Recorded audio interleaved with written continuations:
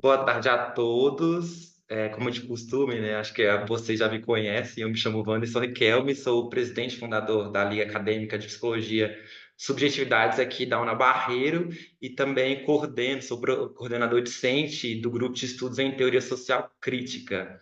Essa é a oitava aula do grupo do semestre, né? As demais aulas que vocês não acompanham no YouTube são aulas fechadas, né? Onde a gente tem a leitura e discussão dos capítulos do Capital, que é o nosso livro que estamos estudando esse semestre. Hoje a gente vai ter uma aula sobre o fetichismo da mercadoria com o Vitor Ferreira.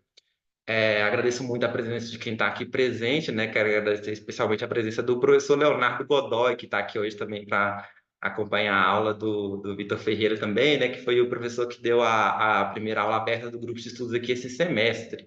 Então, agradeço muito a presença de todos aqui. E aí, sem mais delongas, né? Quero passar a palavra já para o nosso convidado. A gente está aqui para ouvi-lo falar um pouco sobre essa categoria tão interessante e importante para a obra do Capital. Então, hoje, né, quem vai estar ministrando essa aula para a gente é o Vitor Ferreira. O Vitor é mestrando em Filosofia Teoral do Direito pela Universidade de São Paulo, na qual pesquisa o tema fetichismo e formas sociais. Ele é especialista em Direito Penal e Criminologia pelo Instituto de Criminologia e Política Criminal. Ele também é bacharel em Direito pela PUC-SP, integrante do grupo de pesquisa Crítica do Direito e Subjetividade Jurídica, também da USP, e ele coordena o grupo de estudos avançado em teorias críticas e crítica da punição. Então, agora eu passo a palavra para o nosso professor. Pode ficar à vontade. Boa tarde a todas e todos. Queria, antes de tudo, agradecer imensamente pelo convite aqui na pessoa do querido Wanderson, né? E dizer que essa é uma iniciativa muito importante, né? Ler o Capital, efetivamente é algo transformador, é algo que nos faz enxergar a realidade de um outro modo e nos dá também um horizonte de ação, um horizonte de transformação social incontornável, né? Agradeço a presença de todas e todos. Quero mandar um abraço para o meu grande amigo Leonardo, que está aqui, um grande amigo, grande professor. Tenho certeza que já sentou as bases do Capital de forma brilhante com vocês, então, enfim, né? Vocês já vêm muito preparados para essa aula. E agora chegamos em um tema, em um momento que é, digamos, já culminante no Capital, um momento muito importante da própria teoria de Marx. Somente para que vocês tenham uma ciência de como eu vou estruturar a minha fala, eu quero já deixar aqui registrado que eu vou separar a minha fala, a minha exposição em três momentos. No primeiro momento, eu quero fazer uma contextualização geral a respeito do tema do fetichismo. Eu quero explicar, em síntese, como Marx chega até esse conceito, porque não é um conceito desenvolvido pelo Marx. Marx ele se apropria criticamente do fetichismo, mas é um conceito que tem uma história, inclusive, muito interessante. Eu quero explorar um pouquinho dessa história com vocês, porque tenho certeza que isso vai ajudá-las, né, a compreender o lugar do fetichismo na obra de Marx. Então, esse vai ser o primeiro ponto. Nesse primeiro ponto ainda, eu quero elucidar para vocês como se deu a recepção do fetichismo no próprio marxismo. Só quero dizer ali quais foram os predecessores desse desenvolvimento teórico, como o marxismo lidou com essa categoria, e claro que eu vou fazer isso de forma bastante resumida. Aqui é só um momento introdutório. Num segundo momento, eu quero retomar com vocês alguns pontos importantes, claro que de forma muito sintética, daquilo que vocês estudaram até aqui, no capítulo 1 do Capital. Por que eu vou fazer isso?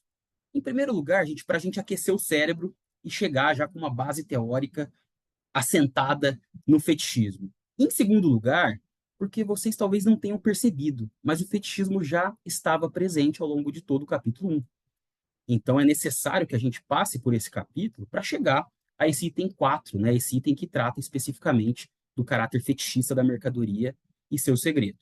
E aí, no terceiro momento da minha exposição, eu quero me debruçar aqui sobre o próprio texto de Marx, no item 4, para a gente fazer aqui uma leitura a respeito especificamente do próprio fetichismo.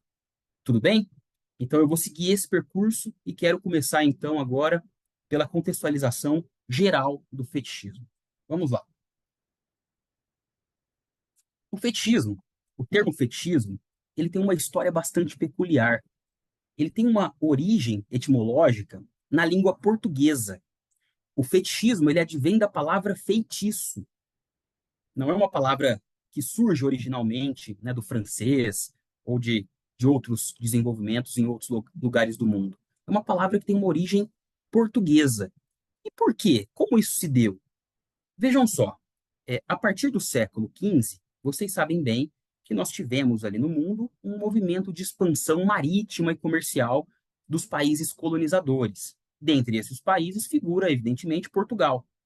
E Portugal, também aqui vocês já devem saber, Portugal se assentou ao longo da costa africana e estabeleceu diversos pontos ali de comércio e de ligação também com os fluxos marítimos do mundo.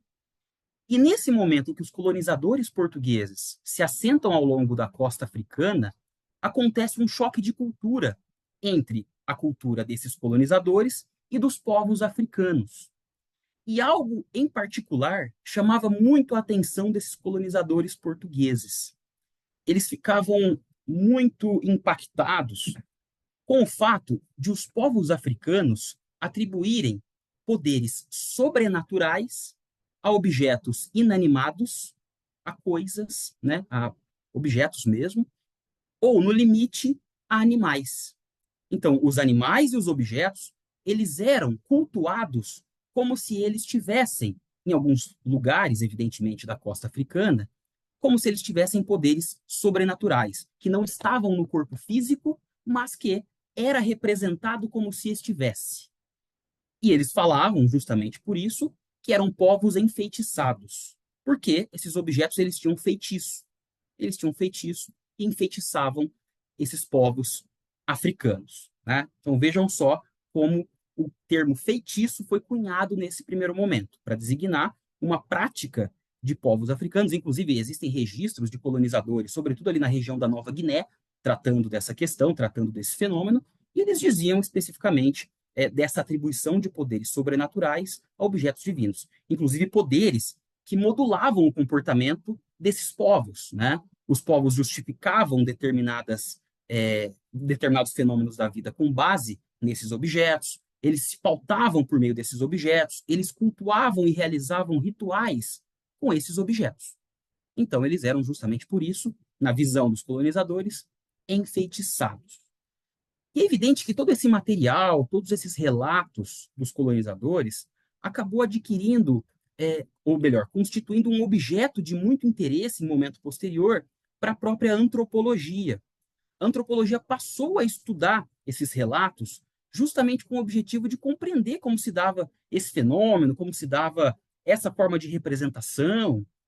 E quem, num primeiro momento, se apoderou, teoricamente, dessas questões foram justamente antropólogos iluministas. Então, foram justamente antropólogos iluministas. E aí já surgem alguns desenvolvimentos teóricos pontuais a respeito disso. Mas é somente com a obra de um antropólogo chamado Charles de Brosses, um francês, é que surge um conceito científico para designar essa prática do enfeitiçamento que era promovido naquele contexto. E o Charles de Brosses, um antropólogo iluminista, um burguês, ele vai dizer justamente que essa prática deve ser designada como fetichismo. Fetichismo. O que é o fetichismo, então, para o Charles de Brosses? É justamente essa prática de atribuição de poderes divinos ou sobrenaturais a objetos inanimados ou, no limite, a animais. Basicamente, aquilo que os próprios portugueses já haviam constatado. Mas é claro que o de Brosses, ele prossegue uma análise a respeito do tema, ele desenvolve isso em termos antropológicos. E claro, como não era de, né, como era de se esperar, para dizer de forma clara, de um iluminista, ele vai dizer que esta prática de representação, na realidade, é uma espécie de sintoma do caráter primitivo daqueles povos. Esse foi o primeiro desenvolvimento do termo fetichismo. Aquelas pessoas não tinham uma capacidade de abstração simbólica desenvolvida e, por isso, os seus cultos religiosos estavam situados num baixo nível de desenvolvimento humano, num baixo nível de desenvolvimento racional. Eram povos primitivos. Então, vejam só como foi o primeiro uso desenvolvido em termos conceituais do termo fetichismo. E claro que não demorou muito para que isso fosse utilizado de forma racista, de forma a justamente justificar o domínio daqueles territórios com base no caráter reduzido de humanidade daquelas pessoas que eram subjugadas, né, em território africano. Então, assim, se inicia a trajetória do conceito fetichismo, a partir de uma palavra derivada do português feitiço. E vejam só, Marx, agora chegando até Marx, né? Marx sempre demonstrou um interesse muito peculiar e relevante sobre a temática do fetichismo tal qual vinha sido desenvolvida pelos teóricos iluministas. Vocês também devem saber que Marx ele nunca foi um teórico que ficou lendo só coisas de esquerda. Ele foi justamente buscar a fonte da sua crítica, dos seus argumentos, nas teorias burguesas. E ele praticamente leu todas essas obras que tratavam do fetichismo em termos iluministas, em termos racistas. Ele praticamente exauriu as principais obras do seu tempo. Ele leu de ponta a ponta o livro do Charles de Brosses, né? E Marx ele começa, desde a sua juventude, a ensaiar uma espécie de uso crítico do conceito. Ele começa a tentar demonstrar como isso não era sinônimo, não era sintoma de um caráter primitivo, na medida em que as relações de fetiche, o fetichismo, também integravam o próprio capitalismo. Mas, claro, no período da sua juventude, nós temos pequenos ensaios, usos pontuais ali do termo. E é somente na obra de maturidade de Marx, acredito até que o professor Leonardo tenha feito essa separação com vocês, né, do período de juventude, maturação e maturidade, é somente nesse momento em que o Marx ele reveste esse conceito, dá a esse conceito um caráter científico, um caráter central à sua obra, inclusive um estatuto, né, que vai perpassar os 3 volumes do Capital. Vai passar desde o livro 1, livro 2, chegando até o livro 3. Ele adquire uma centralidade.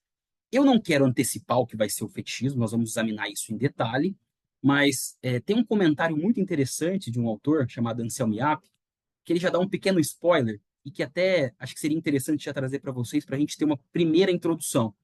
Ele diz o seguinte: os portugueses eles ficavam, de alguma forma, abismados com o fato de os supostos povos selvagens, né, serem encantados por objetos, de eles se curvarem a objetos, de eles serem determinados por objetos. Mas, ao mesmo tempo, com base na teoria de Marx, o que nós vemos é que também os povos africanos ficavam abismados com o fato de os colonizadores portugueses também serem determinados por uma espécie de objeto, ou seja, uma cédula de papel chamada de dinheiro. Vejam, o fetichismo também se fazia presente do outro lado. Mas como a história das sociedades é uma história contada pelos dominadores, o ponto de vista que prevaleceu, inclusive fundamentou interpretações racistas, foi o ponto de vista dos dominadores. Então aqui nós já temos uma primeira aproximação do termo do fetichismo. Os objetos do capitalismo, eles também têm uma espécie de poder sobrenatural, mas claro que esse poder sobrenatural advém no capitalismo de outras determinações que nós vamos examinar daqui a pouco. Tudo bem até aqui, gente? Tudo certo? Deu para pegar uma contextualização? Perfeito. Então vamos adiante. Apesar da importância do conceito de fetichismo, esse conceito ele foi por muito tempo ignorado pelos marxistas, sobretudo dos marxistas que sucederam Marx, né, que passaram a interpretar no momento posterior a Marx a sua obra. Então nós tivemos um longo período em que essa teoria ela não foi desenvolvida, ela não foi encarada como algo central, ela era simplesmente ignorada, né? Inclusive até os marcos da chamada Segunda Internacional, o que nós víamos era uma apropriação dos marxistas somente da teoria da luta de classes. Então, a luta de classes era tida como aquela que distinguia o pensamento de Marx, mas o fetichismo ficava de escanteio, ficava de lado, não era efetivamente desenvolvido. Somente nos anos 20, e praticamente assim, ao mesmo tempo, né, num período muito similar, 3 teóricos marxistas resgatam o conceito e resgatam a importância desse conceito. Eu até chamo esses 3 autores de predecessores da retomada e do desenvolvimento do fetichismo no marxismo contemporâneo. Quem foram esses 3 autores? E, claro, quero fazer uma observação preliminar. Desenvolveram de modos distintos a temática. Tá? O primeiro desses autores foi George Lukács, ou Lukács. O segundo desses autores foi Isaac Rubin. E o terceiro desses autores foi Evgeny Pachucanes. Nós tivemos esses três desenvolvimentos. Eu vou só dar uma pincelada aqui com vocês, para que vocês tenham um referencial teórico para avançar depois. Tudo bem? Já vou chegar no texto do Capital. Tenham só um pouco de paciência que já logo estaremos lá. Vamos lá. O Lukács, vou tratar dele primeiro, ele desenvolve uma interpretação muito peculiar do fetichismo. Ele vai dizer o seguinte: o fetichismo é o conceito central da obra de Marx. Mas o desenvolvimento teórico de Lukács a respeito do fetichismo, de algum modo, conjuga o fetichismo e a alienação. Ele parte do fetichismo do Capital e chega na alienação, que é um conceito desenvolvido pelo jovem Marx, mas também com uma peculiaridade. O Lukács ele não tinha tido contato com os manuscritos econômico-filosóficos de 1844, onde Marx desenvolve o conceito de alienação. Então, o Lukács ele parte do fetichismo e, de alguma forma, ele descobre um conceito de alienação, como dizem, né, grandes lucatianos que examinam a obra desse pensador húngaro.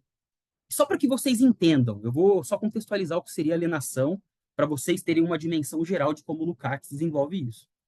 Alienação é um conceito desenvolvido pelo jovem Marx, e ele dá conta, assim, de forma muito vulgar, de forma muito simples, de que no contexto da propriedade privada, o sujeito ele deposita a sua essência nos objetos que são produzidos, o trabalhador deposita a sua essência humana nos objetos que são produzidos, mas esse objeto ele se separa do sujeito, ele ganha vida própria, se torna, digamos, uma mercadoria, o sujeito agora ele tem que comprar esse objeto, e então esse objeto com vida própria passa a determinar o movimento do próprio sujeito. Então o sujeito ele se torna objeto do seu objeto, né? Então os objetos eles ganham vida própria, eles se tornam mercadorias, enquanto que os sujeitos que produziu esses objetos, eles se tornam de alguma forma imersos desse movimento mercantil. Eles se tornam coisas. Então há aqui uma inversão, né? Podemos dizer assim, entre coisas e pessoas. Os sujeitos se desumanizam e os objetos se humanizam. Então, essa é uma leitura que é apropriada pelo Lukács para tratar do fetichismo. Ele vai dizer que essa é a dinâmica, inclusive, do fetichismo. Tá? Então, só para que vocês tenham ideia que essa é uma interpretação possível dentro do marxismo. Por outro lado, nós temos a interpretação de Isaac Rubin, que é diferente da de Lukács. O Isaac Rubin vai dizer que o fetichismo edifica uma teoria geral das relações de produção no capitalismo. E é um conceito, segundo Isaac Rubin, que não só se limita ao fetichismo da mercadoria. É um conceito que perpassa por todas as relações envolvidas no circuito do capital. Então não é só o fetichismo da mercadoria. Na verdade, é o fetichismo do capital, que contempla também a mercadoria, mas que envolve diversas outras relações. Então ele vai dizer que o fetichismo, a teoria do fetichismo é o coração da obra de Marx. Sem compreender isso, a gente não compreende os desenvolvimentos posteriores. Então, esse é o Isaac Rubin, é um autor que fez uma leitura rigorosa do Capital, sem recair numa espécie de leitura, né, que condiz com aquela interpretação de juventude de Marx. Esse é Isaac Rubin. E Pachucanes, por fim, é um autor que não desenvolve tanto a questão do fetichismo da mercadoria, mas ele desenvolve o fetichismo do direito. Ele vai falar: o fetichismo da mercadoria se completa com o fetichismo do sujeito de direito. Então, somente é possível operar essa forma de objeto fetichista por meio de uma forma de sujeito também fetichista. Eu não quero agora entrar nesse tema, porque senão vai até confundir vocês, mas no fim da minha exposição nós podemos retomar, porque inclusive é um tema que eu venho estudando no meu mestrado. Certo? Então nós tivemos esses três predecessores. E esses autores eles resgataram a importância do conceito de fetichismo, que hoje no marxismo contemporâneo, seja no marxismo contemporâneo lato sensu, seja no novo marxismo, tem uma importância assim indiscutível. Praticamente todos os eixos do novo marxismo, o fetichismo ele tem uma centralidade teórica muito importante. Tudo bem até aqui, gente? Deu para pegar esse panorama geral? Então era isso que eu queria apresentar nesse primeiro momento. E agora, deixemos essa introdução de lado e vamos ao livro do Capital. Tudo bem? Então vamos agora partir do início ali do capítulo 1 para a gente chegar, finalmente, depois, na temática específica do fetichismo. Vamos lá. Aliás, quem deu aula sobre o capítulo 1 para vocês? É, essa aula foi interna nossa, tá? A gente fez as leituras e discussão interna aqui. Entendi. Ah, legal, legal. Não, perfeito. Então vamos lá. Olha, é claro que eu não vou exaurir o tema, tem muitas discussões, tem muitos pontos, mas eu vou fazer um resumo aqui para vocês aquecerem, para a gente chegar com força ali no fetichismo. Beleza? Gente, se eu estiver falando muito rápido, se eu tiver. Enfim, se vocês não estiverem entendendo o que eu estou falando, por favor, mandem mensagem aqui que eu vou adaptando, tá? Podem ficar tranquilos quanto a isso. Vamos lá. Nós começamos, então, pela mercadoria, o capital. A forma mais simples, abstrata e determinante. Tudo certo? Então, começamos pela mercadoria. E nós iniciamos a análise da mercadoria pelo seu duplo caráter. A mercadoria tem um duplo caráter. Ela tem um valor de uso e ela tem um valor de troca. Vamos primeiro para o valor de uso? O que é um valor de uso? A mercadoria ela tem uma utilidade. Ela satisfaz necessidades humanas efetivas, né, criadas em um determinado contexto, ou mesmo necessidades artificiais, né, necessidades do estômago, necessidades do imaginário. Então, a mercadoria é sempre um objeto que tem uma utilidade. Ela é um valor de uso. Ela se destina a satisfazer necessidades humanas, artificiais, contextuais e efetivas. Tudo certo? Ela é um valor de uso. Por outro lado, ela é também um valor de troca. Por que, que ela também tem um valor de troca? Por que, que ela tem um valor de troca? Porque a mercadoria ela tem a capacidade de expressar no corpo de outro valor de uso ou de outra mercadoria, vamos dizer assim nesse primeiro momento, uma proporção por meio da qual ela pode ser trocada.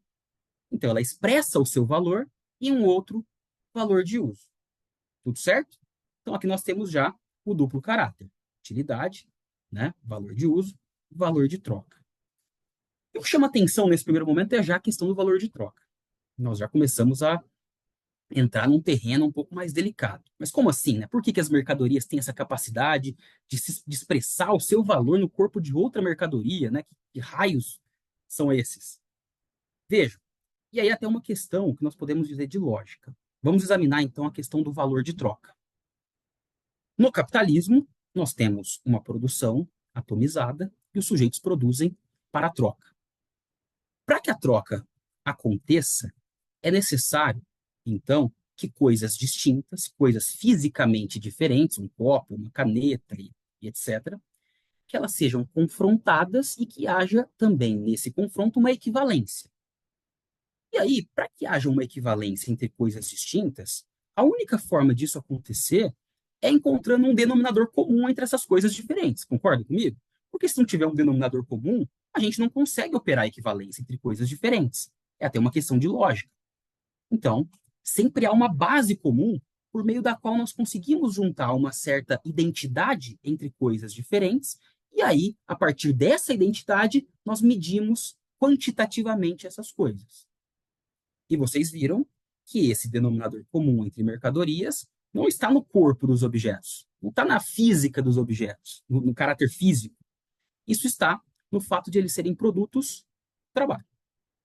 Então, o denominador comum, a identidade qualitativa entre mercadorias que possibilita a troca, é o fato de elas serem produtos do trabalho. Mas vejam só, nesse primeiro momento, nós devemos considerar também que existem diversos trabalhos distintos. Então, não é simplesmente o fato de ser produto do trabalho. Na realidade, ocorre um ato de abstração desses trabalhos. Esses trabalhos eles são abstraídos de modo que as características concretas de cada um desses trabalhos elas são afastadas. E o que prevalece aqui, em termos de identidade entre mercadorias, é o fato de que elas são produtos do trabalho abstrato, do trabalho enquanto mero dispêndio de energia humana produtiva. Entendem o que eu estou dizendo? Então, as características concretas são abstraídas e permanece, então, esse dispêndio, essa geleia de trabalho humano. Certo? Então, aqui nós temos já a substância do valor. O que é a substância do valor? O fato de elas serem produtos do trabalho abstrato, as mercadorias, no caso. Né? Substância do valor. Mas isso é suficiente para uma equivalência? Evidente que não. A gente tem uma substância comum. Mas como que a gente vai medir se uma mercadoria vale mais ou menos que a outra? É por meio da grandeza do valor, é por meio da quantidade de valor que cada uma delas tem. E como nós mensuramos a quantidade de valor? A base, né, que nos dá uma dimensão de grandeza é por meio do tempo de trabalho socialmente necessário à produção de cada uma da mercadoria, cada uma das mercadorias. Percebam que é o tempo socialmente necessário.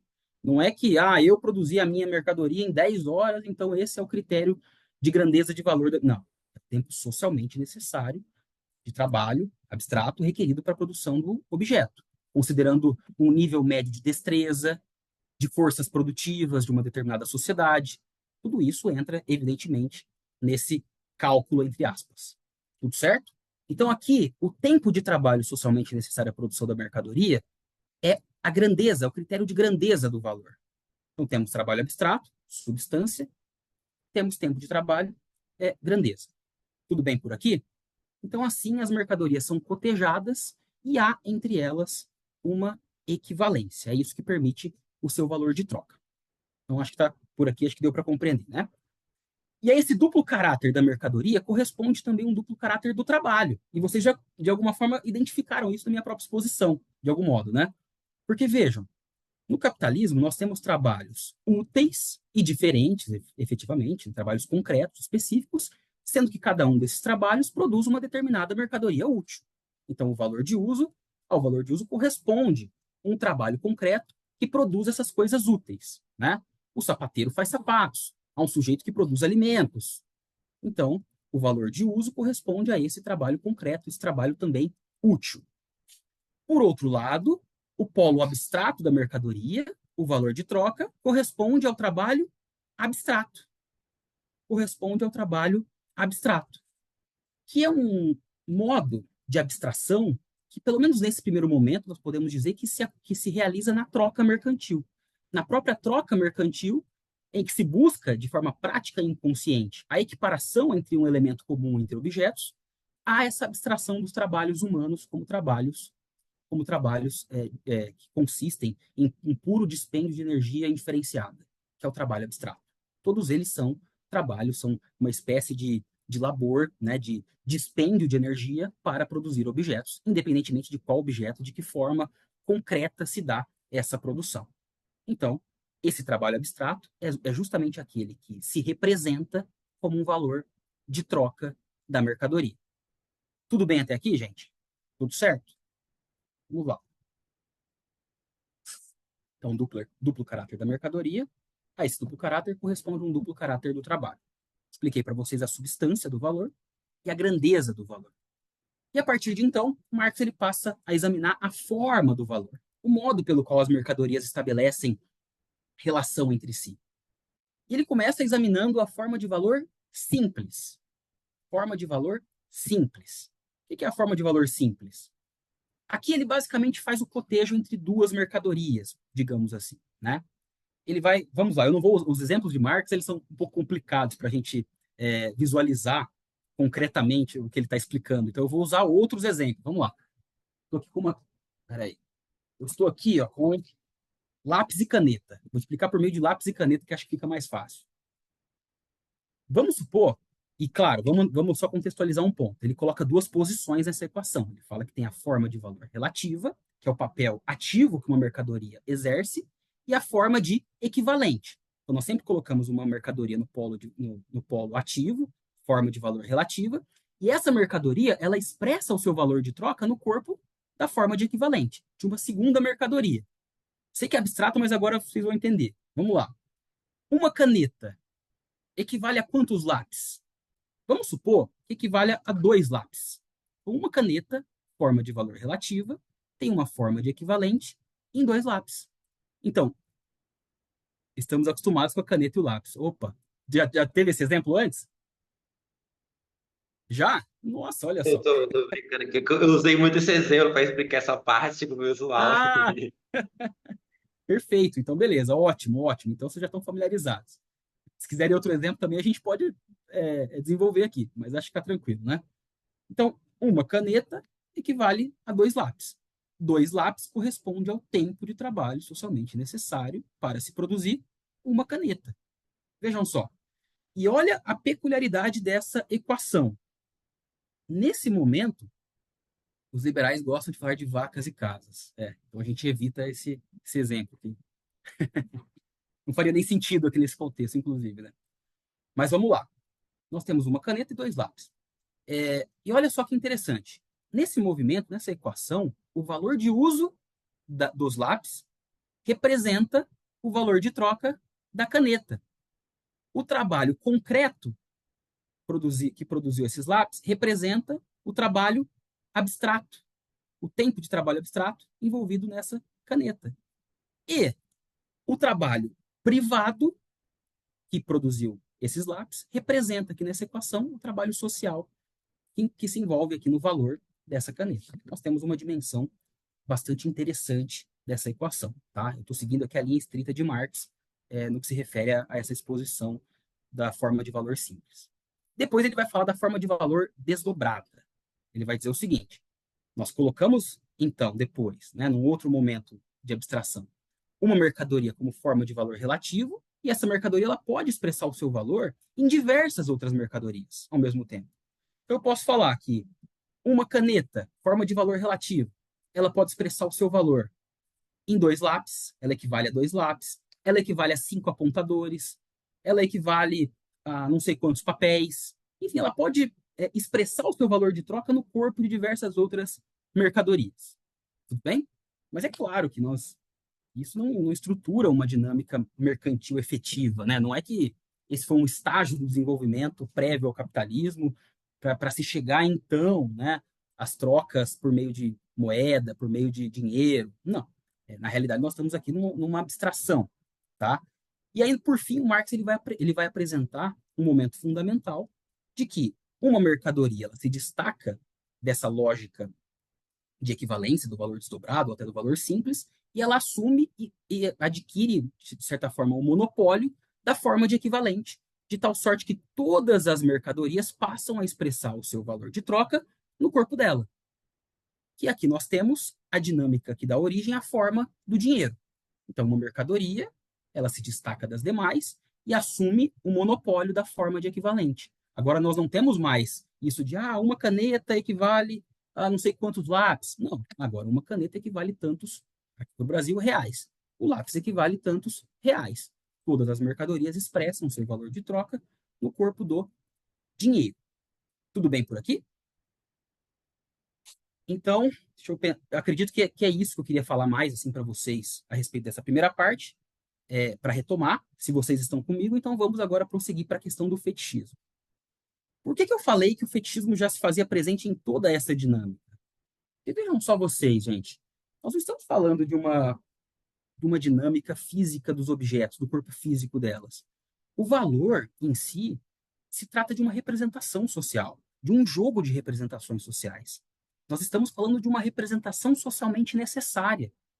Não é algo que simplesmente está nas coisas. Não é que você coloca uma coisa do lado da outra e elas fazem esse movimento bizarro, né? De uma equivale a... Não, aqui é uma dinâmica de representação social.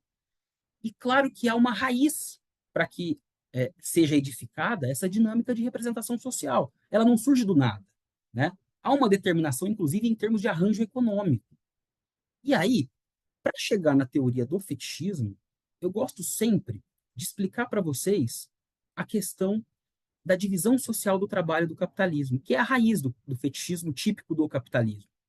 Porque, assim, se eu prosseguir com a análise já direto no capítulo, de acordo com a ordem de Marx, vai ficar uma certa dúvida em vocês, porque vocês vão se perguntar por que isso não acontecia em outros modos de produção? Por que isso acontece no capitalismo?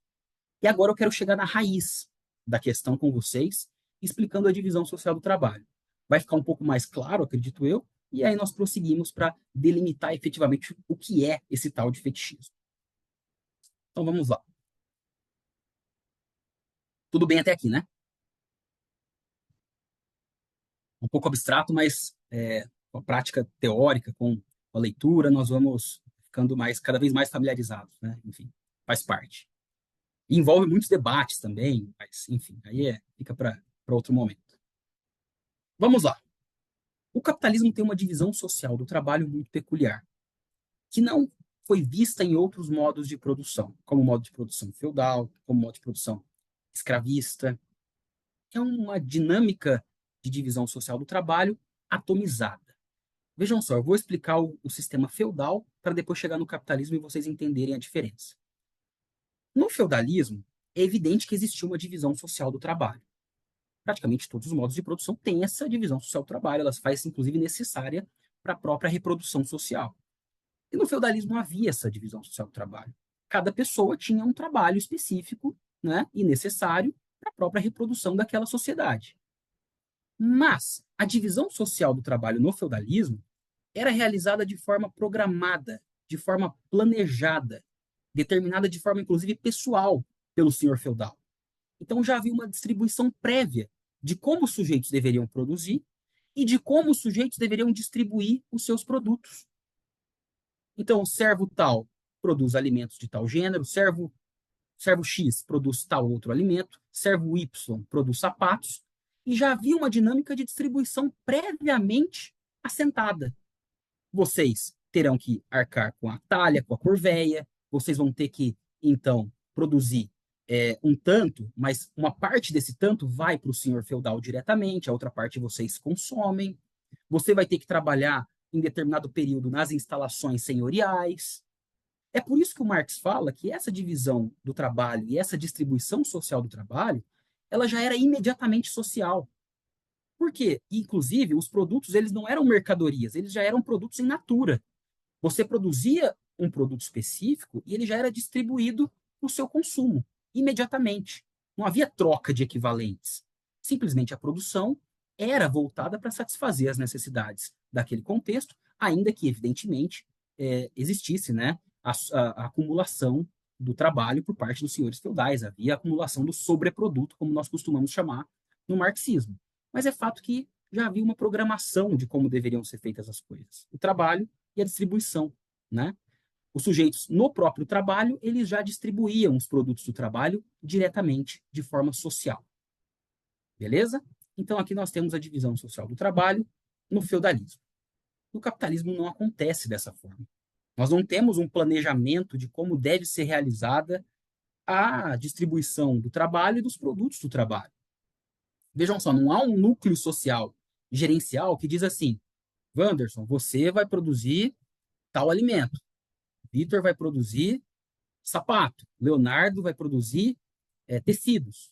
Não há isso. Simplesmente a produção social ela é realizada, a princípio, numa esfera privada.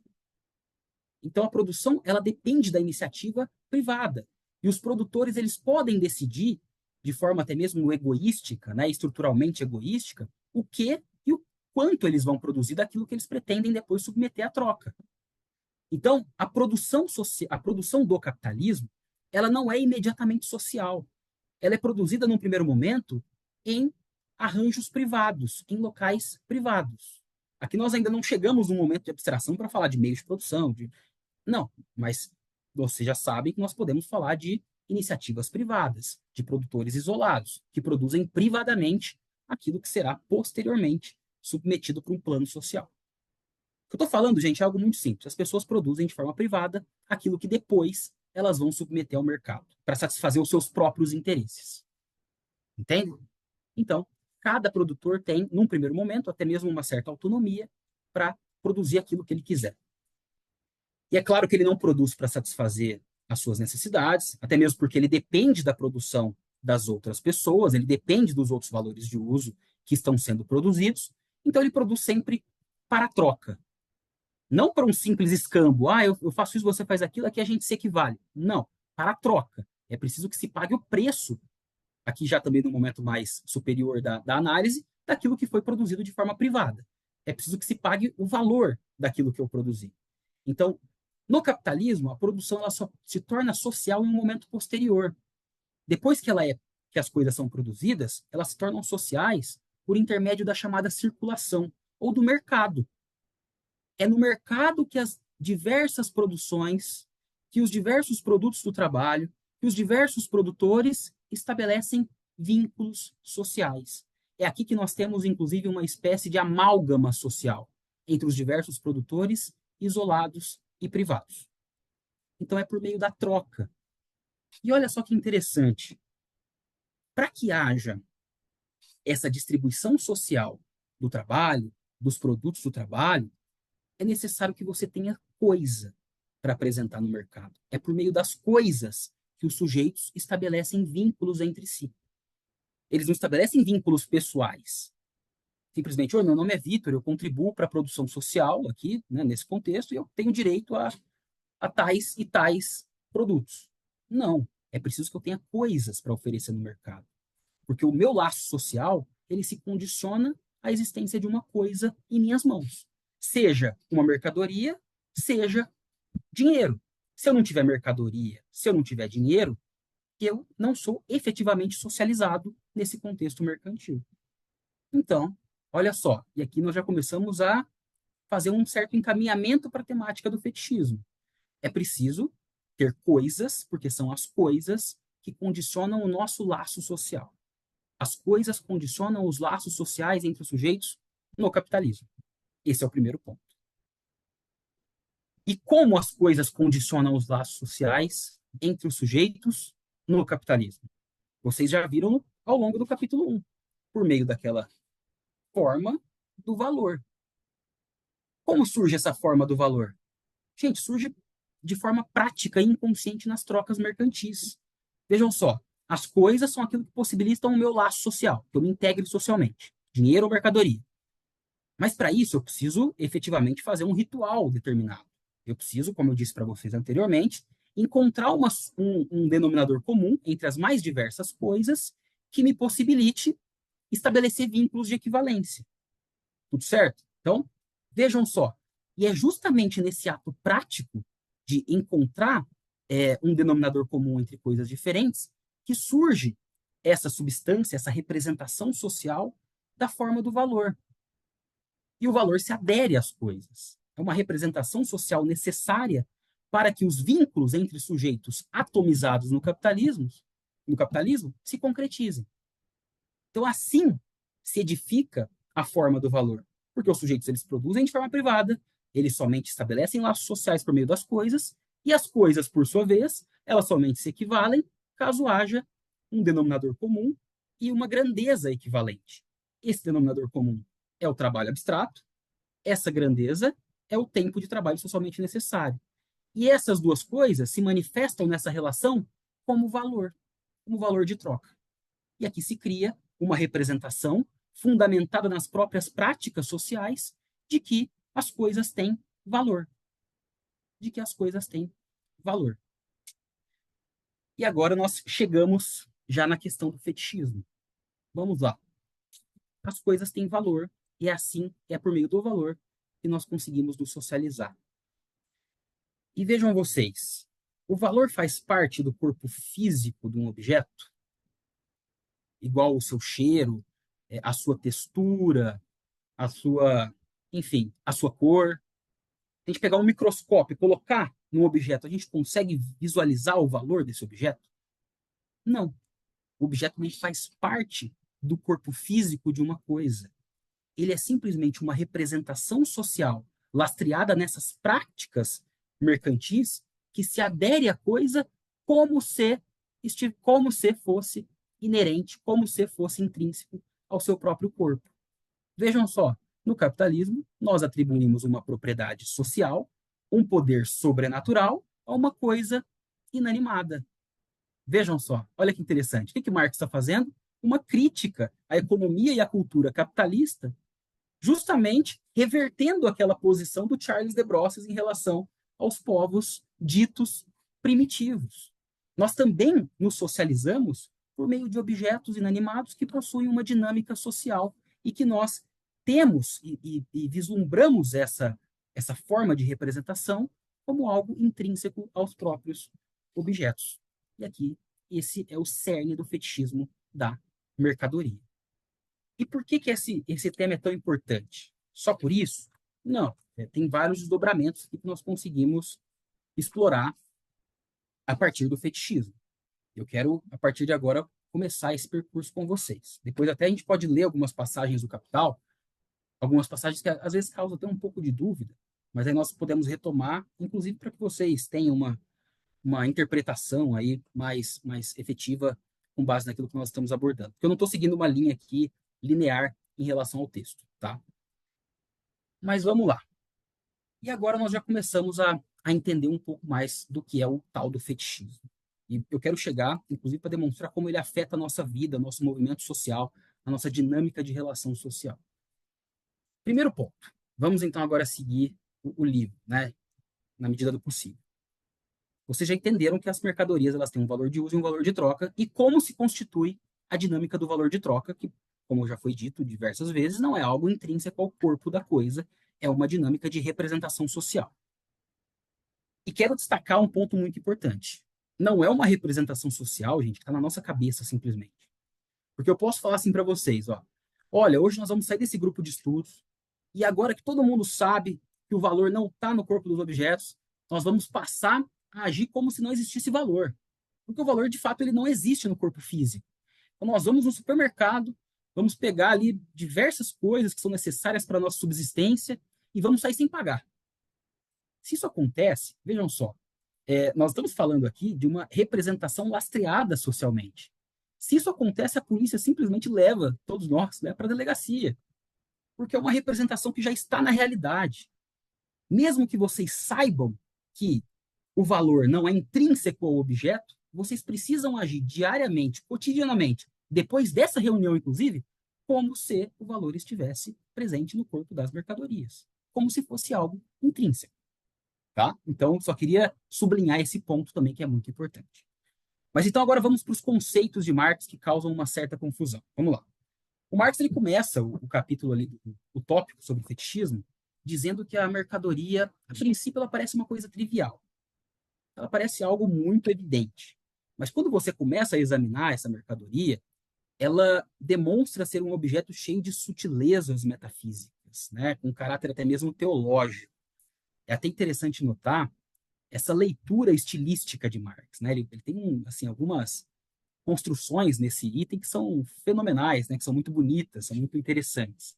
Mas ele fala que nós temos um objeto cheio de sutilezas metafísicas. O que ele está querendo dizer com tudo isso? Ele está querendo dizer o seguinte: por um lado, a mercadoria, enquanto um valor de uso, um objeto útil que satisfaz uma necessidade, seja efetiva, seja artificial, é uma coisa óbvia, é algo muito evidente. Não há nenhum segredo aqui. Todo mundo consegue identificar isso com muita clareza. Agora, quando nós examinamos o valor de troca da mercadoria, aí nós já chegamos num terreno um pouco mais delicado, nós já chegamos num lugar em que há algumas sutilezas metafísicas, né? O que ele está falando é basicamente que nós estamos tratando de um caráter social da mercadoria que não está na realidade, não está efetivamente na realidade em termos físicos, em termos de um estatuto natural. É algo que constitui uma dinâmica de representação social. Aliás, um termo que ele usa bastante no primeiro capítulo e agora no capítulo no tópico do fetichismo é o de objetividade fantasmagórica. Vocês chegaram a se deparar com esse termo? Que é um termo muito legal. Num primeiro momento, as pessoas geralmente não entendem o que ele quer dizer.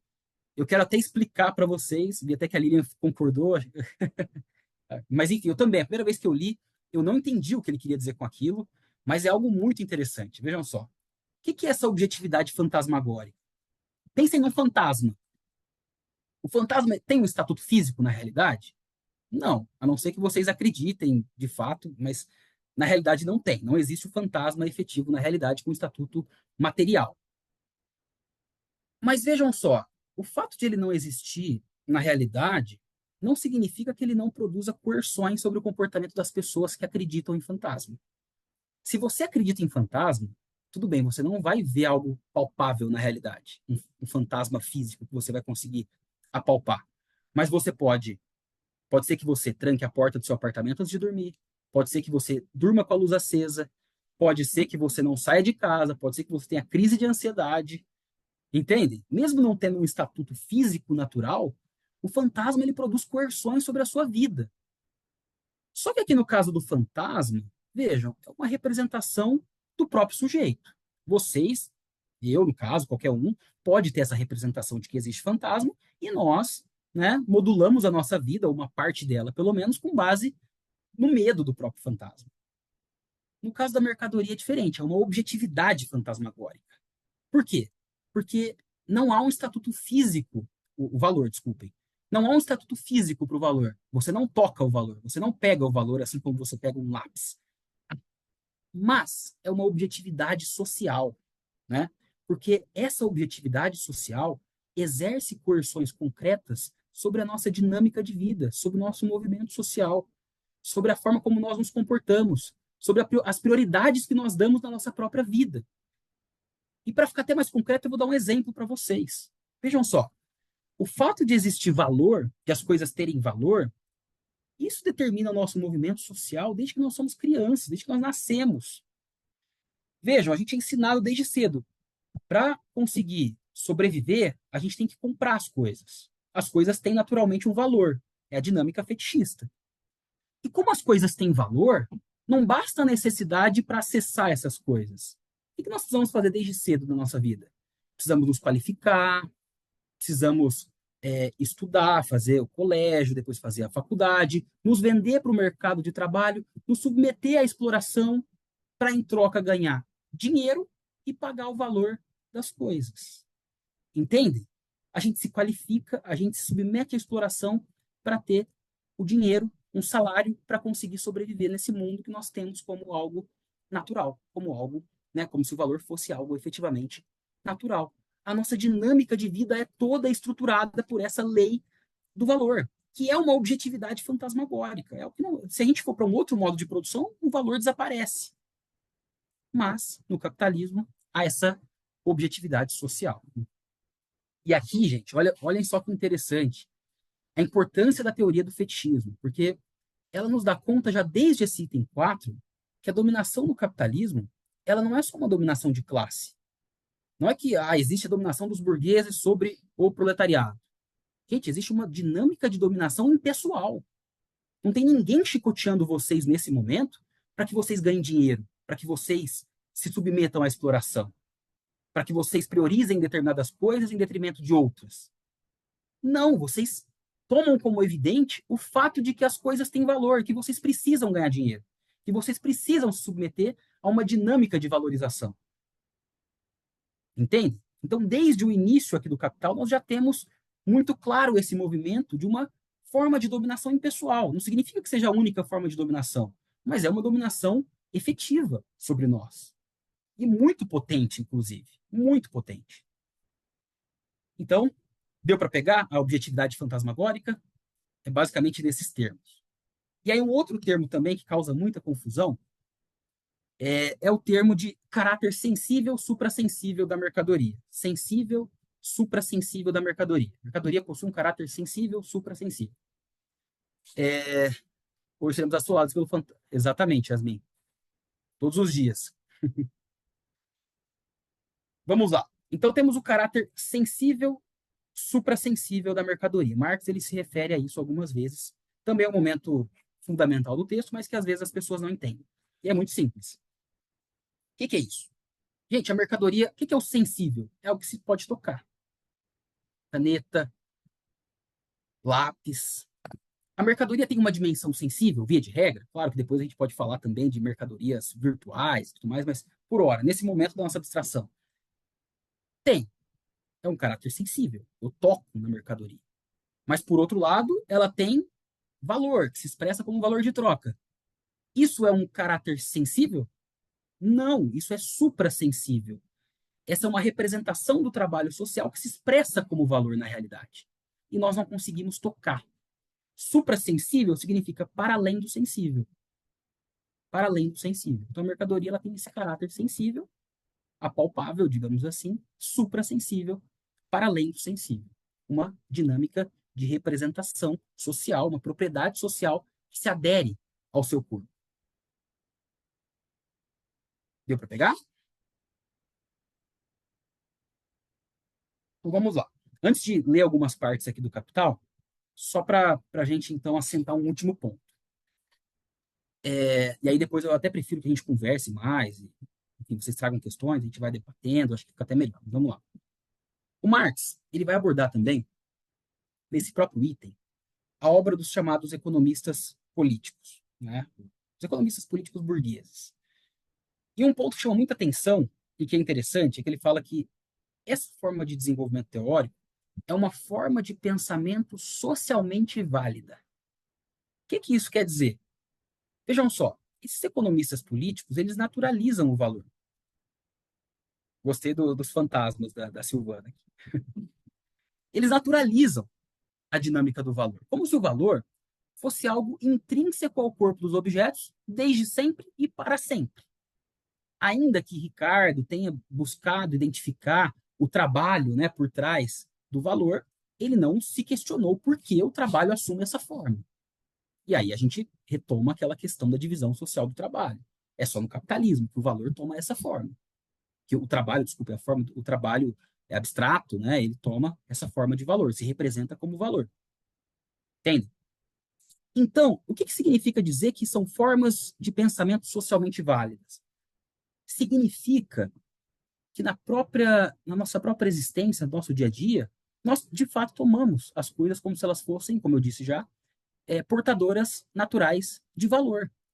E a gente reproduz esse pensamento diariamente, esse pensamento fetichista. Então, essa é uma forma de pensamento sobre a realidade socialmente válida. Um pensamento que, inclusive, nos faz comprar coisas, vender coisas. A questão é que esses pensadores, eles reproduzem, em termos teóricos, um fetichismo que está na realidade. Então, eles reproduzem essa representação fenomênica da realidade nas suas teorias. Eles, de alguma forma, reproduzem o fetichismo da realidade. E quando nós temos um objeto, uma mercadoria, na realidade, nós temos um objeto sempre já dado na forma de uma representação. Sempre já dado na forma de uma mercadoria que tem valor. Uma coisa é você situar esse objeto historicamente, como faz Marx. Outra coisa é você reiterar que esse objeto naturalmente tem valor. Para falar de forma muito chula com vocês. E os economistas políticos, eles reiteram esse caráter transhistórico do valor. É uma forma de pensamento válida para o capitalismo, porque a gente reproduz isso, mas que não há um estatuto científico desse tipo de análise. É simplesmente uma reprodução do fetichismo em termos teóricos. Tá bom? Vamos lá, eu quero ler alguns pontos do Capital com vocês, só rapidamente, porque tem algumas passagens importantes e que eu quero encaixar com a minha fala. Eu só não coloquei aqui no meu documento as páginas, mas está exatamente como está no texto do Capital. Vamos lá. Um ponto muito relevante desse item 4, quando Marx diz o seguinte: o caráter misterioso da forma mercadoria consiste, portanto, simplesmente no fato de que ela reflete aos homens os caracteres sociais de seu próprio trabalho como caracteres objetivos dos próprios produtos do trabalho. Página 147. Obrigado, João Vitor. Como propriedades sociais que são naturais a essas coisas e, por isso, reflete também a relação dos produtores com o trabalho total, como uma relação social entre objetos existente à margem dos produtores. Basicamente, o que foi falado até agora aqui no encontro. O que é isso? O caráter social do trabalho, que se socializa por meio da troca, pelo fato de ele ser desenvolvido, a princípio, de forma privada. Isso confere à mercadoria uma propriedade social, por meio da qual as pessoas realizam as trocas mercantis, lembrando que eu falei, mas essa propriedade social, ela é encarada pelos produtores em seu movimento diário e cotidiano como uma propriedade natural a essas coisas. Sendo que é justamente esse arranjo da divisão social do trabalho, esse caráter peculiar do trabalho no capitalismo, que determina essa forma de representação. Tudo certo? Inclusive, não há aqui uma dimensão de que os produtos do trabalho eles estão sendo distribuídos e estão conectando a sociedade, os sujeitos eles estão trocando os seus objetos e limitando, inclusive, as suas próprias relações sociais a relações entre coisas. Então, aqui é um primeiro ponto. Claro, né, quando os sujeitos eles trocam os objetos, eu vou entrar nisso depois com mais detalhes. Como eu disse para vocês, eles estão, de algum modo, atribuindo aqui um valor ao trabalho total daquela sociedade, ainda que de forma prática. Mas isso também é algo que passa ao largo da consciência das pessoas. É o trabalho total, basicamente, para eles é encarado como uma relação entre objetos. Simplesmente assim. Tem uma outra parte também que causa um pouco de confusão e que é interessante. O Marx fala o seguinte: a impressão luminosa de uma coisa sobre o nervo óptico não se apresenta como um estímulo subjetivo do próprio nervo óptico, mas como forma objetiva de uma coisa que está fora do olho. Isso aqui causa muita confusão, mas é simples. Vejam só, é aquilo que eu disse de que a representação está na realidade e não na cabeça das pessoas. Você pode colocar uma iluminação no meu olho aqui, né? Não é que, como diz o próprio Marx, não é um estímulo do meu próprio olho eu estar vendo essa iluminação. Na realidade, há uma iluminação que está na própria realidade se refletindo sobre o meu olho. Então eu posso até criar a ideia de que não há essa iluminação sendo refletida, mas ela continua ali. Ela continua sendo refletida sobre o meu olho. Assim como as mercadorias. Eu posso falar para vocês, não existe valor. Vocês, ainda assim, terão que se curvar a essa representação já dada na realidade. Entendem? Porque essa representação ela é reproduzida em termos de práticas sociais e ela está não na nossa cabeça, mas na própria realidade mercantil. Ela condiciona as práticas que, por sua vez, cria as nossas representações sobre essa própria realidade. Tudo certo? Vamos lá. Tem um outro ponto também que é muito interessante. O Marx ele dá o exemplo, eu não coloquei aqui, mas acho que vocês encontram aí no item 4. Ele dá o exemplo da decomposição dos elementos do ar. Ele fala, eu posso decompor os elementos químicos do ar, nitrogênio, oxigênio, gases em geral. Isso não muda o fato de que nós respiramos o ar todos os dias. Ou seja, eu posso decompor para vocês a mercadoria, eu posso falar de onde vem o valor, que é uma representação social. Isso não muda o fato de que nós vamos nos submeter a essa forma de relação social. Tá? Assim como nós não podemos deixar de respirar o ar. E claro que isso no capitalismo não é algo eterno, né? Nosso papel é transformar essa realidade efetivamente. Bom, aí, só para vocês se situarem também, há uma passagem em que Marx fala o seguinte: esse caráter fetichista do mundo das mercadorias surge, como a análise anterior já mostrou, do caráter social peculiar do trabalho que produz mercadorias. E a partir daí, ele desenvolve o raciocínio com o qual eu comecei a minha exposição dessa terceira parte, de que é a divisão social do trabalho do capitalismo e de que é a divisão dos produtos do trabalho no capitalismo que determina essa representação fetichista. É a partir daqui, tá bom? Aqui o João Vitor, de forma gentil, diz que é na página 148 que está essa parte. E ele desenvolve o raciocínio a partir daí. Tá bom?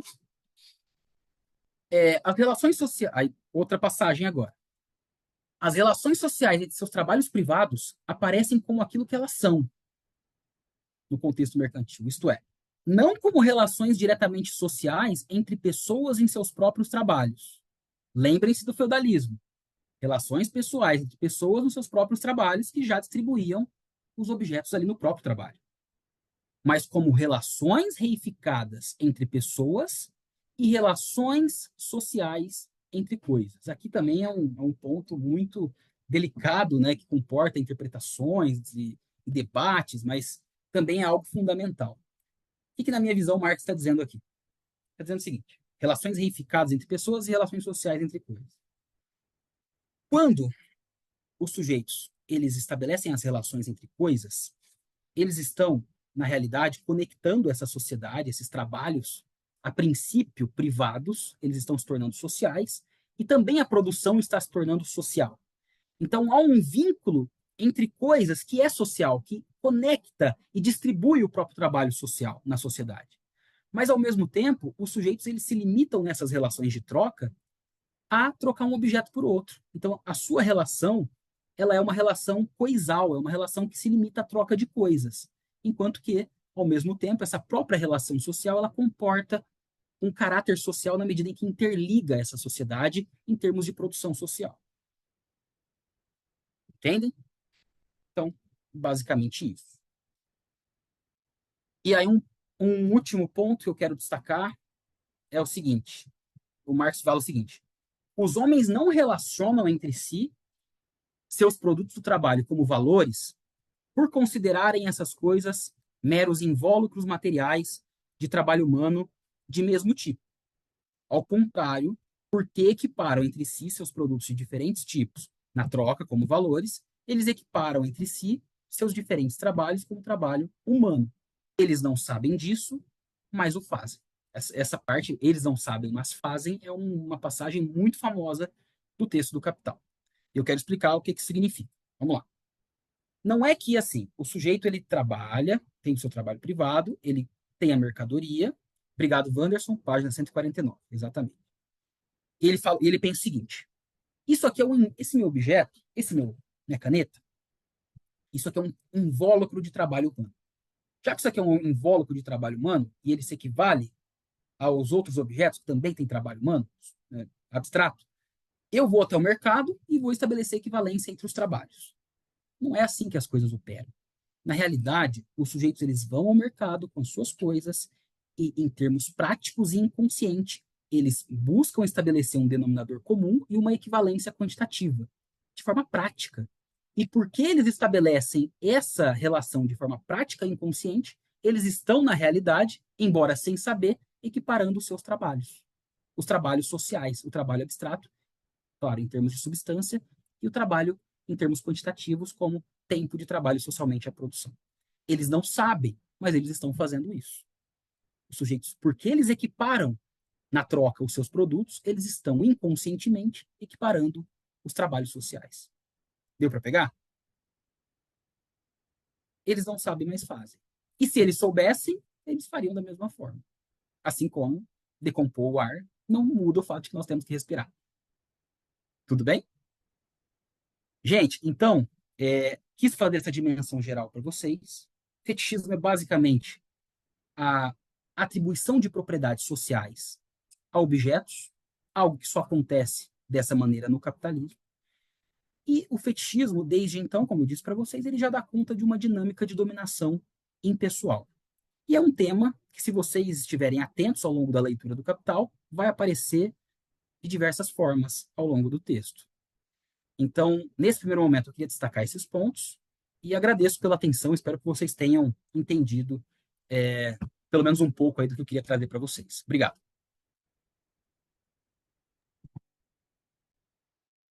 Excelente exposição. Agora vamos aproveitar que o professor encerrou a exposição aqui por enquanto, para a gente fazer nosso intervalinho aqui. Eu vou passar a gravação e a gente retorna daqui a pouco, às 5h50. Até mais. Então vamos voltando aqui. Aí, eu não sei se o professor vai querer comentar mais alguma coisa, se a gente parte para as perguntas. Podemos partir para as perguntas, Wanderson. Ok, que eu tenho uma pergunta que é a seguinte. Na página 147, lá na última parte do último parágrafo dessa página, o Marx vai falar o seguinte: já a forma mercadoria e a relação de valor dos produtos do trabalho em que ela se representa não guardam, ao contrário, absolutamente nenhuma relação com sua natureza física e com as relações materiais que derivam dessa última. É apenas uma relação social determinada entre os próprios homens que aqui assume para eles a forma fantasmagórica de uma relação entre coisas. A pergunta que eu quero fazer é a seguinte: o Marx aqui está trabalhando com alguma diferenciação entre relações materiais e relação social? Materiais. Bom, peraí, vamos lá. Eu vou destrinchar então essa parte, aí você acho que vai entender o contexto geral. Vamos lá. Já a forma mercadoria, ó, vamos lá. É justamente naquele contexto do exemplo da luz, que eu havia mencionado, acho que até na minha exposição. No final, quando eu tratei dos momentos do texto. Já a forma mercadoria e a relação de valor dos produtos e do trabalho que ela se representa não tem, ao contrário, nada a ver com a sua natureza física e com as relações materiais concretas que delas resultam, né? É apenas a relação social determinada entre os homens que assume para eles a forma fantasmagórica de uma relação entre coisas. O que ele está falando aqui é que não são as coisas da mercadoria, efetivamente, que determinam esse caráter de representação, né, do valor. Entende o que estou dizendo? Não é o corpo, não é as determinações físicas, o cheiro, nada. Isso não está no corpo da mercadoria. E também não são as relações materiais, as relações que resultam da própria forma da mercadoria. Entende? Porque é uma relação social determinada entre os próprios homens, e claro que não é uma determinação assim, que os próprios homens acabam reproduzindo de forma indeterminada, é uma determinação social do contexto da divisão do trabalho sob o capitalismo, né, que faz com que o trabalho adquira um caráter social somente na troca, criando ali a substância do valor, né, inclusive a grandeza do valor, como eu mencionei para vocês, e isso, não obstante, aparece para os produtores como se fosse algo intrínseco às próprias coisas, né? Então, uma relação determinada pelos homens no capitalismo, nesse contexto, que assume para eles a forma fantasmagórica de uma relação entre coisas.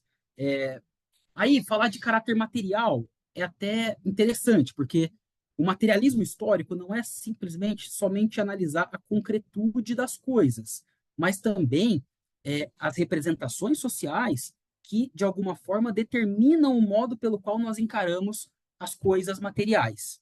Entende? Então, acho que essas duas dimensões, Wanderson, elas estão imbricadas no próprio conceito de materialidade, tá? Não sei se eu consegui responder a sua pergunta, se eu entendi bem, mas o materialismo ele envolve também essas formas de representação determinadas socialmente. Não é simplesmente você se apegar na concretude das coisas de um modo de produção, porque a concretude das coisas de um modo de produção são sempre já dadas numa forma de representação social. Beleza? Se eu não entendi bem, me corrija, porque foi o que eu peguei da sua pergunta.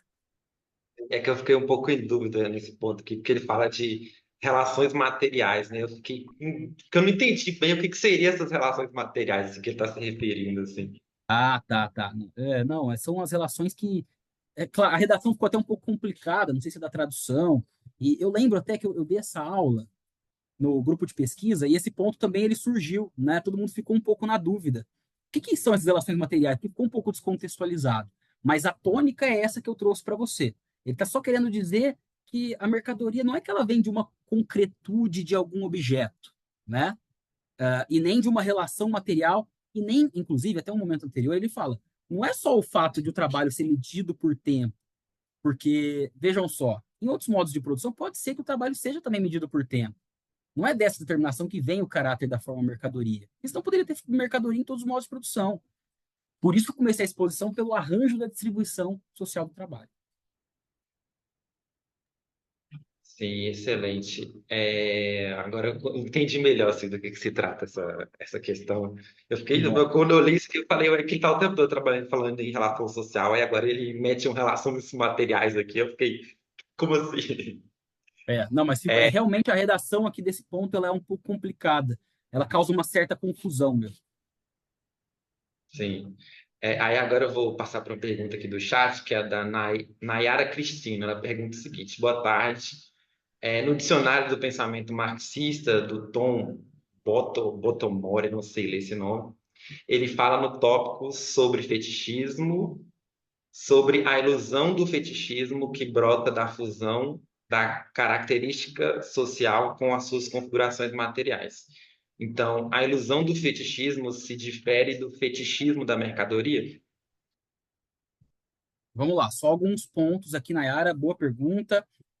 É o seguinte, de fato, eu venho até enfatizando, e falo isso várias vezes, que o fetichismo é um modo de encarar os objetos, ou a realidade de objeto das coisas, e é um modo de se vislumbrar um objeto já dado na forma de uma representação social. E isso perpassa por diversas relações. Até o momento vocês examinaram a mercadoria. Mas vejam, isso perpassa por diversas relações. E isso não quer dizer que fetichismo seja diferente do fetichismo da mercadoria. É o mesmo fetichismo. É a mesma coisa. Eu só tomaria cuidado com ilusão, com esse termo ilusão, porque não é simplesmente só uma ilusão subjetiva. É uma ilusão que alguns autores chamam de ilusão com lastro material, com lastro real, né? E não é só, digamos que, algo que está na cabeça das pessoas, como eu enfatizei. É uma ilusão que tem um lastro concreto, é uma ilusão que, se quisermos chamar de ilusão, está na própria realidade. Deu para pegar? Então, assim, a ilusão do fetichismo se difere do fetichismo da mercadoria? Não, é a mesma coisa. É que é possível a gente falar de outros fetichismos. É possível se falar do fetichismo do dinheiro, por exemplo. Né? É possível se falar do fetichismo do dinheiro. Mas o fetichismo da mercadoria, o fetichismo do dinheiro, eles são espécies do mesmo gênero fetichismo. Deu para pegar? Ela levantou a mão, então vou deixar Ah, ela responder. vai lá, vamos lá. Boa tarde. Eu usei essa palavra, ilusão do fetichismo, porque o próprio professor Tom Bottom usa no dicionário. Por isso que eu fiquei um pouco confusa quando na tua exposição e quando eu estudei lá o tópico do fetichismo no dicionário. Inclusive, ele dá o mesmo exemplo que o senhor deu aí, o que é o dinheiro, e ele acrescenta o ouro também. Eu também fiquei nessa dúvida dele usar essa palavra ilusão. Mas você, assim, você não está, de fato, a ilusão é um termo usado por, assim, diversos marxistas, né? Não é um erro da sua parte. Eu só estou enfatizando uma complementação, que não é uma ilusão subjetiva, é uma ilusão que se manifesta na própria realidade, no próprio terreno das práticas sociais. Mas está corretíssimo, viu, Nayara? E quanto à sua pergunta, é isso, assim, os fetichismos, eles são um mesmo gênero. É claro que existem espécies diferentes, tá bom?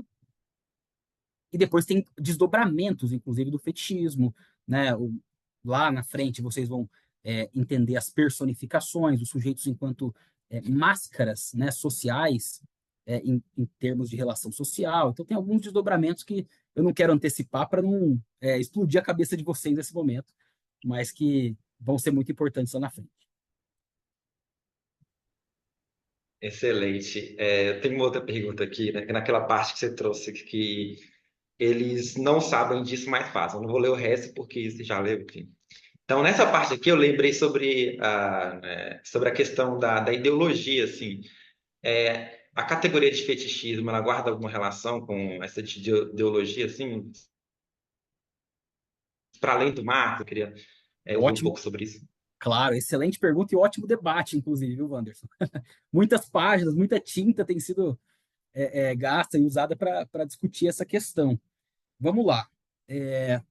Depende do seu norte teórico. Aí nós já entramos, só para que todo mundo saiba, nós não estamos já tratando diretamente do texto de Marx, o tópico 4 do fetichismo, mas de desdobramentos posteriores a partir dos marxismos. Porque aí surgem várias questões a respeito desse texto. É um texto que levanta muitas polêmicas, né? Eu tentei passar ao largo dessas polêmicas com vocês, para não ter nenhum problema, para que vocês pelo menos entendam a tônica. Mas essa questão da ideologia do fetichismo é uma dessas polêmicas. E quem fomenta esse tipo de polêmica? Sobretudo o eixo do novo marxismo chamado de autosserianismo. No autosserianismo há um longo debate sobre a relação ou não entre fetichismo e ideologia, né?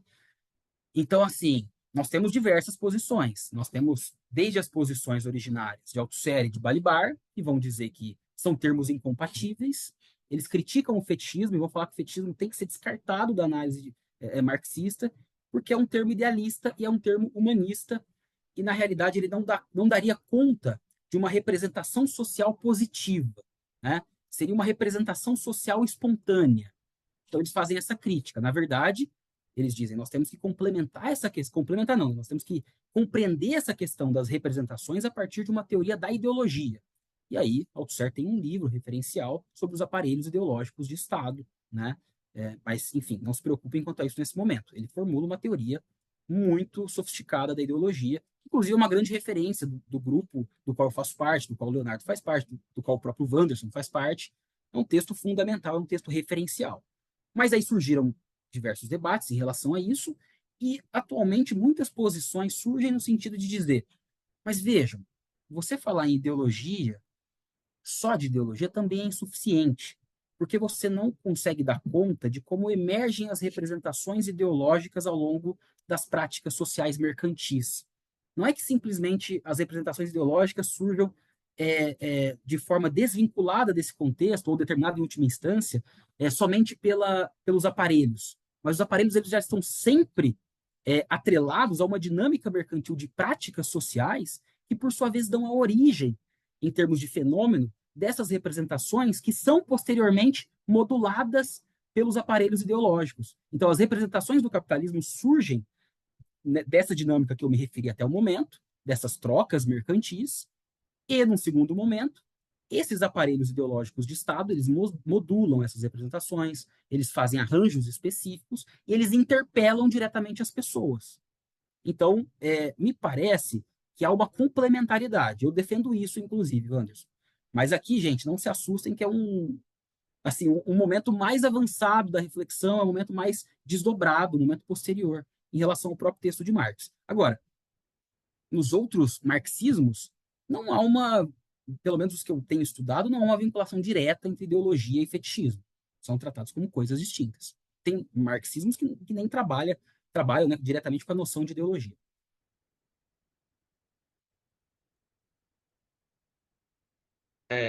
O Leonardo Godoy levantou a mão, então pode ficar à vontade. Boa tarde, queria agradecer professor Vitor pela exposição, achei super didática, excelente.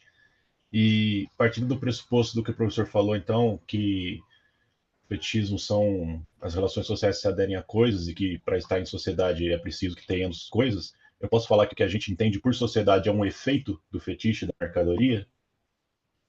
Obrigado. Bela pergunta que, enfim, também daria uma longa reflexão. Mas o que a gente entende por sociedade hoje, você diz, ó, Leonardo? De alguma forma, sim, né? Mas, não sei, me parece que também tomar o fetichismo como uma determinação social única e exclusiva também é problemático. Eu acho que a gente precisa, até para voltar à questão da ideologia, compatibilizar isso com outras instâncias sociais que compõem aquilo que nós entendemos por sociedade capitalista.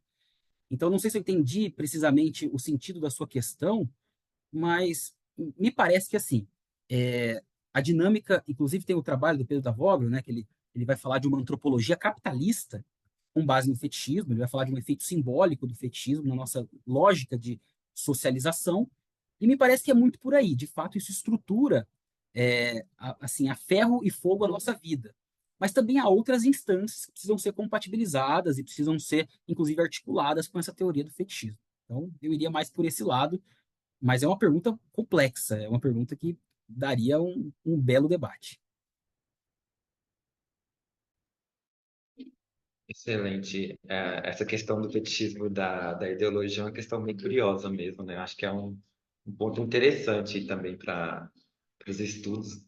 Mas a Lília levantou a mão aqui, vou deixar ela fazer a questão dela também. Olá, estão me escutando?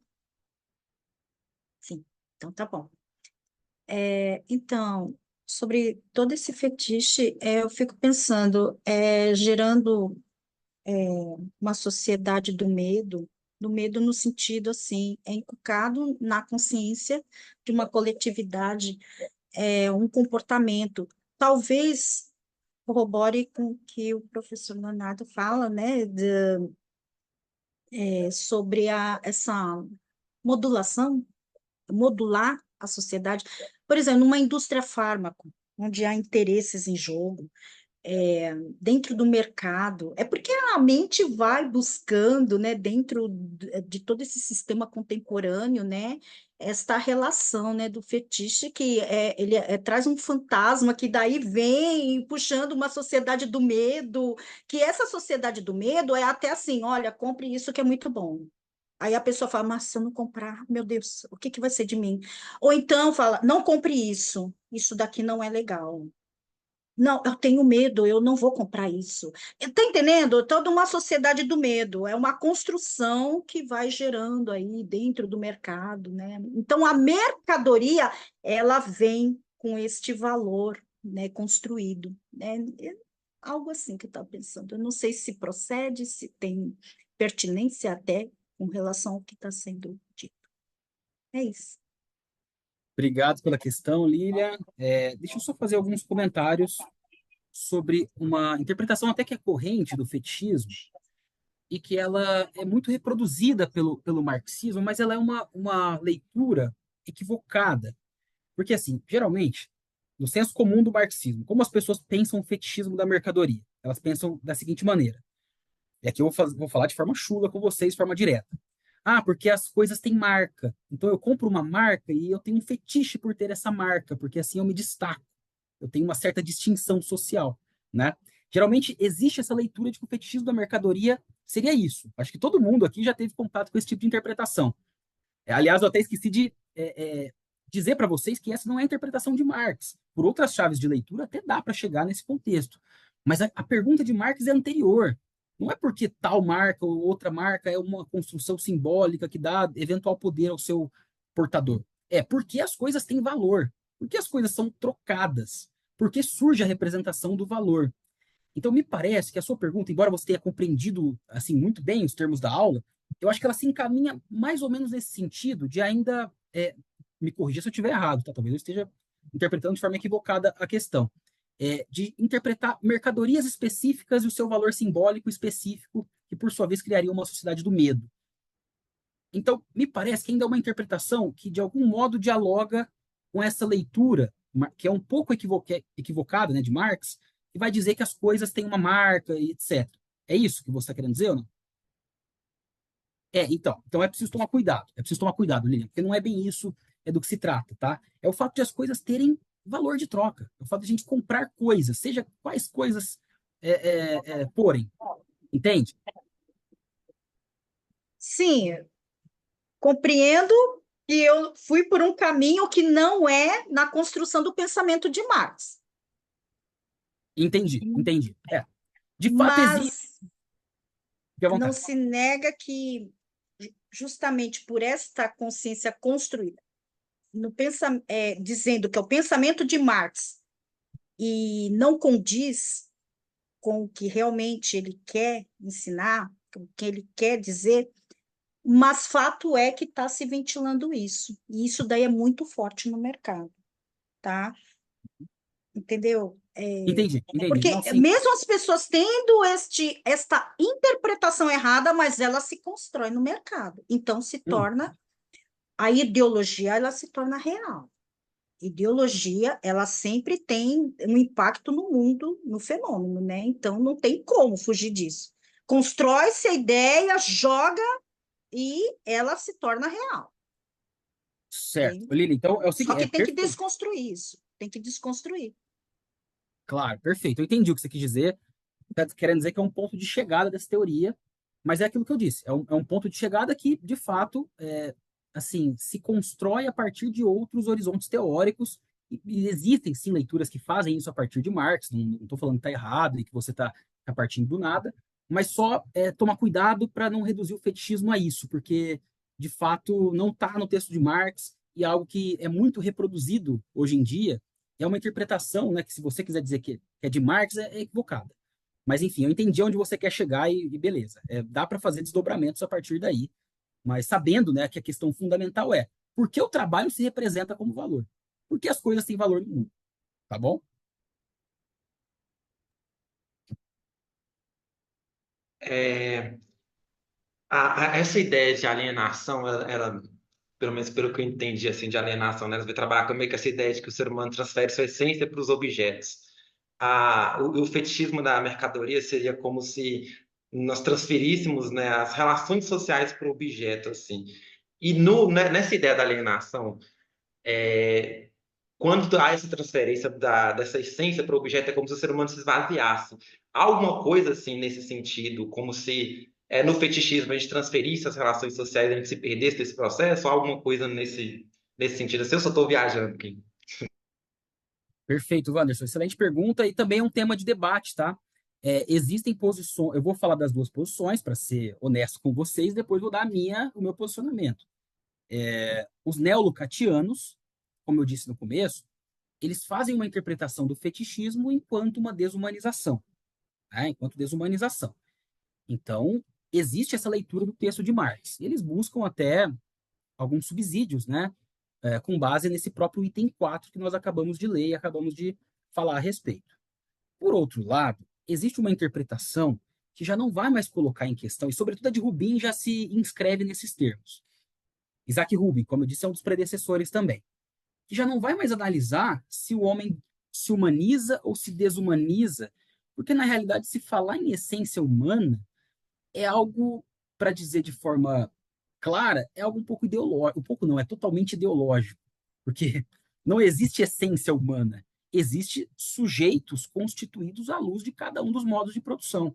O sujeito do feudalismo é totalmente diferente do sujeito do capitalismo.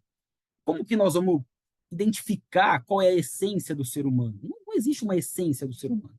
O ser humano ele é constituído socialmente, né? Inclusive, aí nós chegamos no Pascanes, que tem um desdobramento muito legal para essa questão.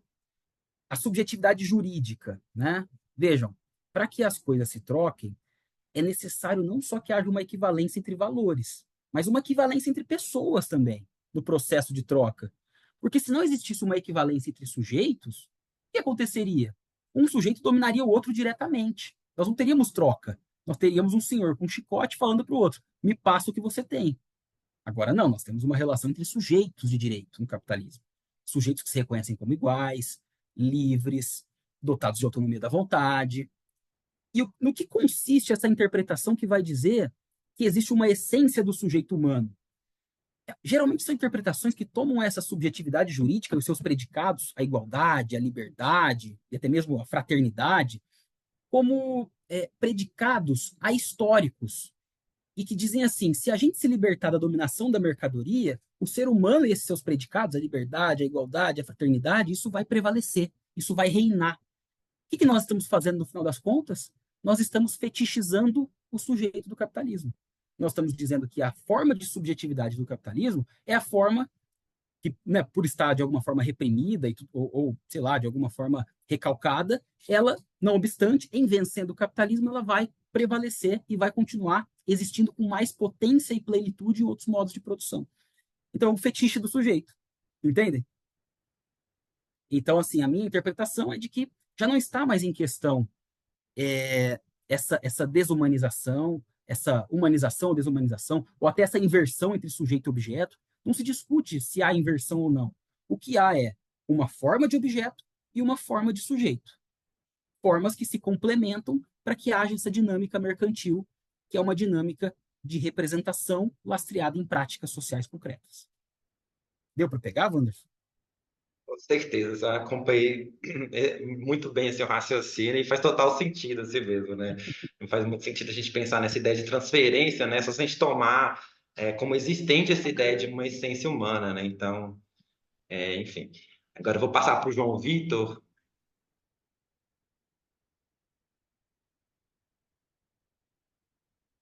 Boa noite. Boa noite. Primeiro, eu adorei a aula, professor Vitor. Eu acho que foi a melhor aula até agora do grupo. O senhor fala, a sua didática é muito boa. Segundo, minha pergunta que é o seguinte: eu fiquei eu acho que tem uma questão que me deixou na minha mente, que é em relação a essa questão do fetichismo para outras áreas que não da mercadoria.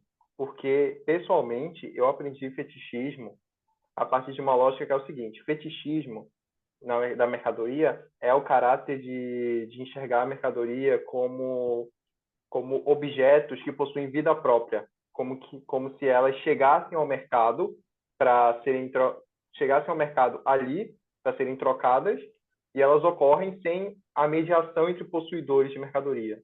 Então, o fetichismo da mercadoria é enxergar o mercado e a troca de mercadorias sem enxergar os sujeitos, os possuidores, quem possui elas.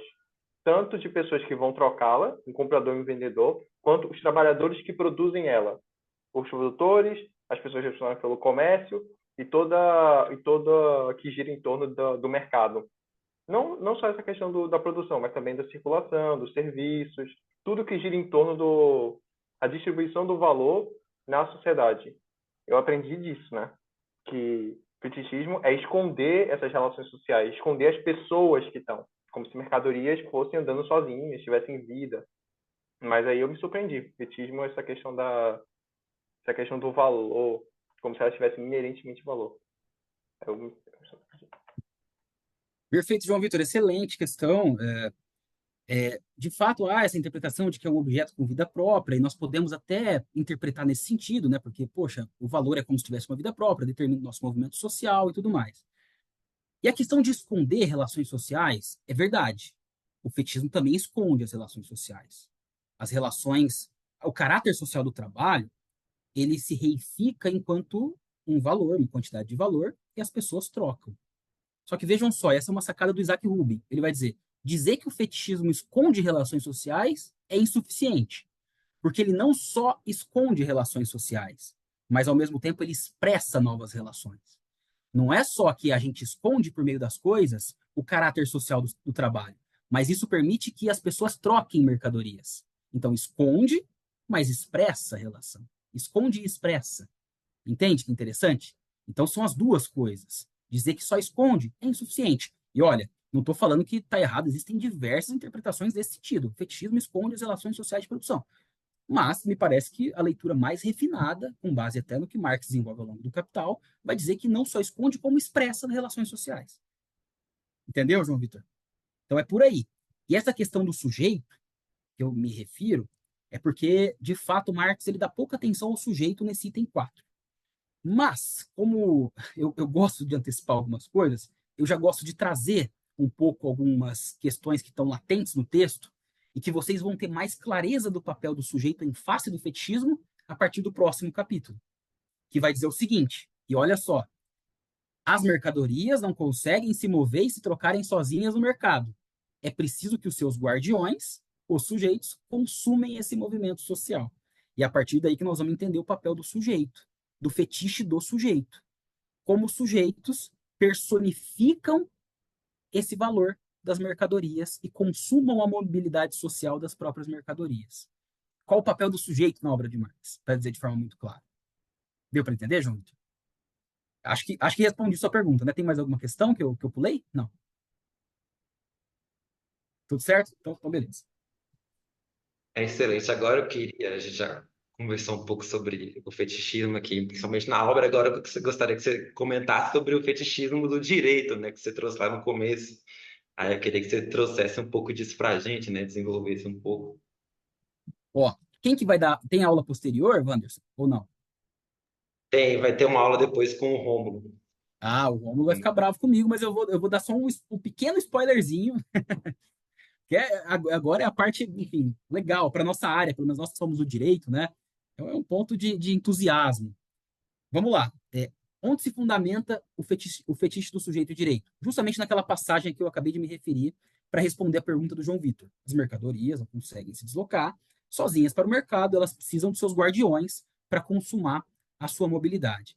O que o Marx está dizendo é que essa forma de objeto ela demanda e exige como condição do próprio movimento mercantil uma forma de sujeito. É necessário um sujeito específico para fazer com que essas mercadorias sejam trocadas no mercado. E eu até antecipei um pouco essa resposta quando eu fui, não sei se foi a questão da Lilian, enfim, eu acabei falando, que sujeito é esse? É um sujeito jurídico, é um sujeito de direito. Porque se as pessoas também não, se elas não fizessem uma abstração das suas particularidades concretas no momento da troca, não haveria equivalência intersubjetiva para consumar o movimento mercantil. É aquilo que eu falei. Se não existissem sujeitos iguais no ato da troca, nós não teríamos troca, gente. Nós teríamos dominação direta, nós teríamos chicote, nós teríamos me passe a sua coisa, nós teríamos outro tipo de relação. Então, de forma relacional, o que se cria aqui no ato de troca é um reconhecimento recíproco entre os sujeitos de que eles são sujeitos proprietários de coisas, sujeitos com liberdade para negociar a sua coisa e sujeitos formalmente iguais. Nós temos aqui a constituição do sujeito de direito. Eu lhes pergunto, o sujeito de direito é algo que está intrínseco ao corpo das pessoas?